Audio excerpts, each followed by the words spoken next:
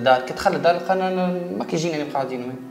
كيفاش انتوما ماكيجين وانتوما شنيا هي انتوما؟ رغم اللي انتوما ماكيجين وانتوما في الدار ما خرجناش ما نخرجوش غادي جمله، هزينا للجيور قعدنا في الجيور وخرجونا هزونا للطبيب عملوا فينا في الطبيب. وعلاش هزوكم للطبيب؟ الطبيب باش نعملوا تيست انال.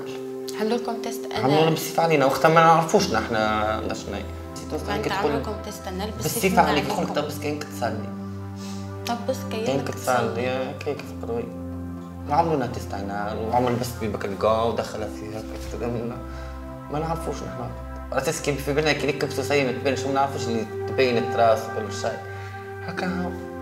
عندك عاود رجعونا للجيور، خرجنا للمحكمه نلقاو محامين ما نعرفوهمش، فما شكون يدافع علينا وفما شكون يدافع ضدنا. عملتينا حطونا في بيت فيها 105 فيها 50 فرش وهي فيها 105 عبيد. نحن نرقدوا تحت الفروشيت لو تحطوا فينا. انا عندي فوبيا راهو من البلايص الضيقه. وفيها حبس سيدي احمد فماش طبيب نفسي كما لهنا. يخرجوك للشيخ تاع الجامع. هزوكم للشيخ تاع الجامع. هما يجيبوه غادي ما يجيبوش طبيب نفسي. هكاك ما يجيبوش هما طبيب نفسي. ايوا علاش جايبين لكم الشيخ تاع الجامع خاطرنا نحنا موبنا يعني كراوك. شنو حكى معاك؟ نقول لك حرام اللي تعمل فيه ومدري شنيا وعيب عملوا فينا غادي في الحبس. اخي بحبس اخي بمرحله عشتها في حياتي وهذاك كلها هنا عادي.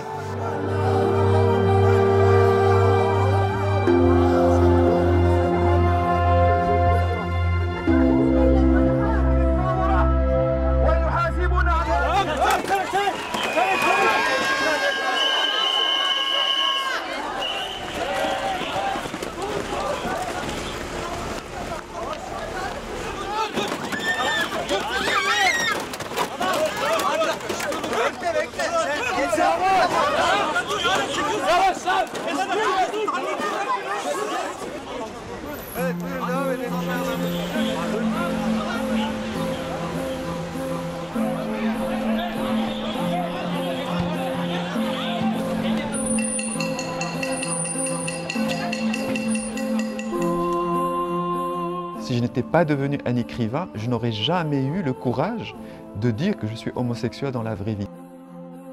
Après, les conséquences, évidemment, ont été très graves, très folles. Et moi, j'ai fait ce que j'ai pu pour non pas répondre à la folie des gens, mais juste donner, moi, une vision très belle et très politique de l'homosexualité.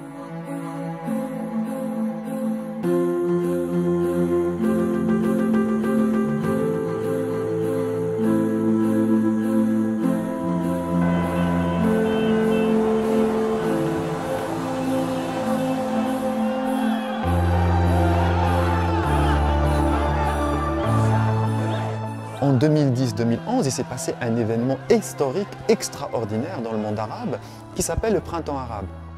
Alors, bien sûr, les dictateurs arabes sont toujours là, les régimes autoritaires sont toujours là, ils veulent faire oublier que ce printemps arabe a existé.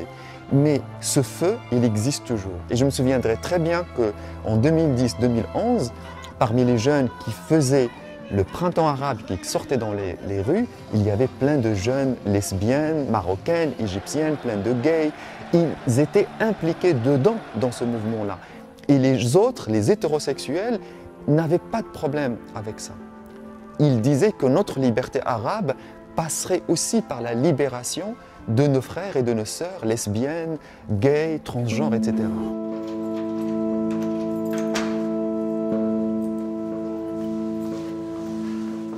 Je suis à Marseille et pas à Tunis parce que j'ai dû quitter la Tunisie il y a 2 ans et quelques mois suite à des menaces des islamistes contre moi.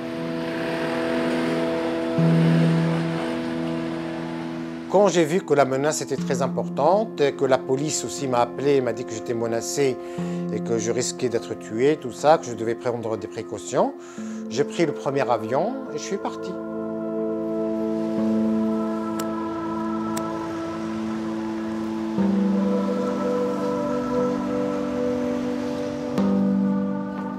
Moi, j'ai commencé le militantisme pour la cause LGBT en Tunisie depuis l'année 2014.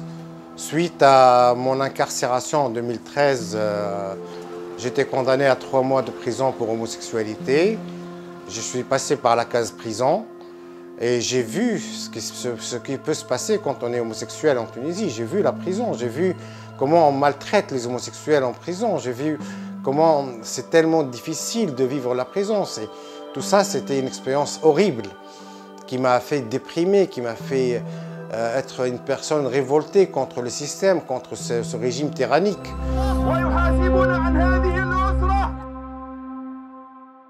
En fait, ce n'est pas une histoire de société, ce n'est pas une histoire de religion ou d'islam, ce n'est pas une histoire de personne, c'est une histoire de politique. Pour moi, c'est une histoire de politique.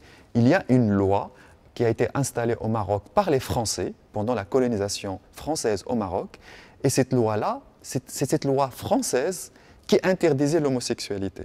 Quand les Français sont partis, cette loi est restée dans la constitution marocaine et elle existe jusqu'à aujourd'hui.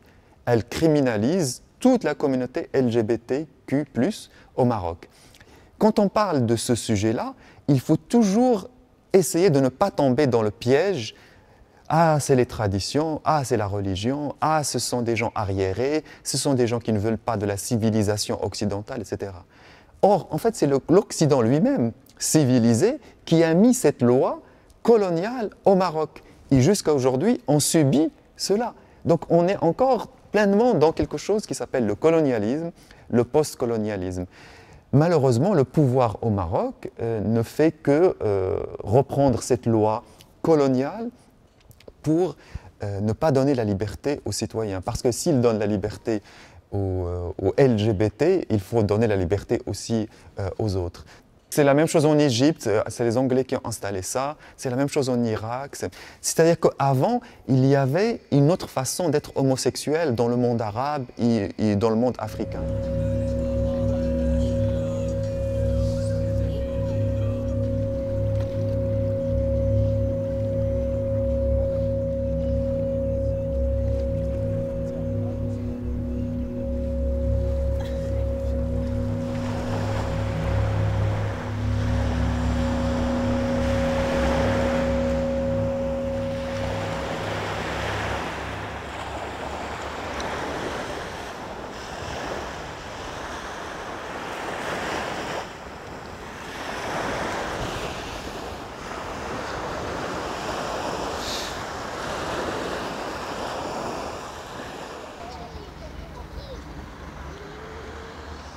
كزميل المجتمع ماهوش مش يكون معايا قلت لها اني باش نخسر ولدي، ولا يكون معايا، لا تكون معايا امه، ولا تكون معايا اخواتي، ولا تكون معايا حتى حد، ولا حتى ابوه.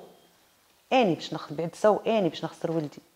اني اقترحت عليه بالحق، هاو يسمع، اقترحت عليه قلت له جاد اني نحرقك، نعمل لك حل ونحرق. قال لي لا يا ماما ما نحبش اني نحرق، نحب نفرض وجودي، نحب نفرض شخصيتي، نحب، فهمت.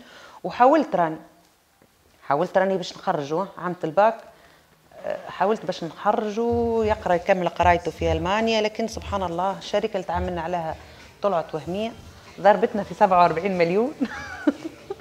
هاو يسمع فيه، ضربتنا في 47 مليون وطلعت وهمية. كل ليلة ما نرقد إلا ما نطمن عليه، خايف عليه. خاطر مجتمعنا مجتمع ذكوري بأتم معنى الكلمة. خايف على ولدي، خايف على ولدي، خايف على ولدي على الله، بالحق خايف على ولدي لنهار يجي ديما.